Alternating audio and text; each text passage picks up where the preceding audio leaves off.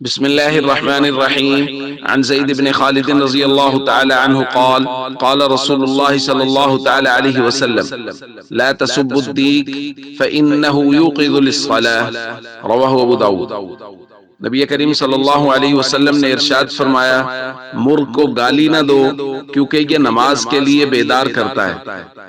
ایک دوسری روایت میں حضور علیہ الصلوۃ والسلام نے ارشاد فرمایا، اذا سمعتم صیاح الدیکہ فاسألوا اللہ من فضلہ فإنہا رأت ملکا۔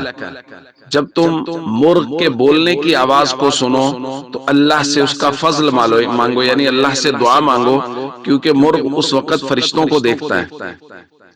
دوستو، صبح کے وقت مرغ کی آواز آتی ہے، یعنی تہجد کے وقت یا فجر کے وقت، اور یہ اللہ رب العزت نے اس کی فطرت میں رکھ دیا ہے کہ رات چھوٹی ہو یا بڑی، یہ اپنے وقت پہ آواز کرتا ہے، بولتا ہے۔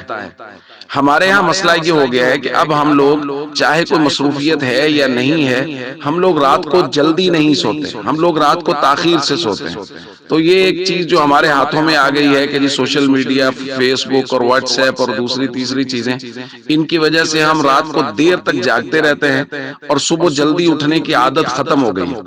اسی وجہ سے اگر کوئی آدمی کسی ایسی جگہ چلا جائے، چونکہ شہروں میں تو مرغ اب رہے نہیں، بہت کم ہے، دیہاتوں میں کبھی کوئی مہمان آ جائے، یا جو دیہاتوں میں لوگوں کو دیر سے سونے کی عادت ہے، وہ تنگ ہوتے رہتے ہیں مرغ کی آواز سے، کیونکہ ہم نے رات کو تاخیر سے سونا شروع کر دیا ہے۔ ہاں کوئی مصروفیت ہو، آپ اپنی والدہ کے پاس بیٹھے ہیں، بہن بھائیوں کے پاس بیٹھے ہیں، گھر کے افراد کے پاس بیٹھے ہیں، تو چلو پھر تو خیریت ہے۔ اگر آپ کی کوئی مصروفیت بھی نہیں ہے اور آپ صرف موبائل کو لے کے بیٹھے ہوئے ہیں اور رات 12-1 بج گیا ہے صرف اسی میں ہی، تو پھر میرے خیال میں یہ بات مناسب نہیں، اور اس کی وجہ سے فجر کی نماز کا گزر جانا یہ عام معمول ہو گیا ہے۔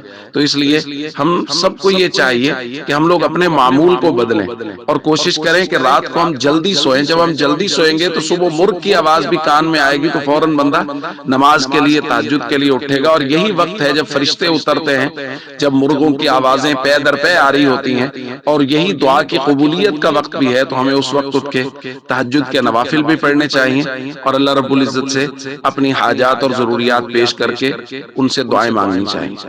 السلام علیکم ورحمۃ اللہ وبرکاتہ۔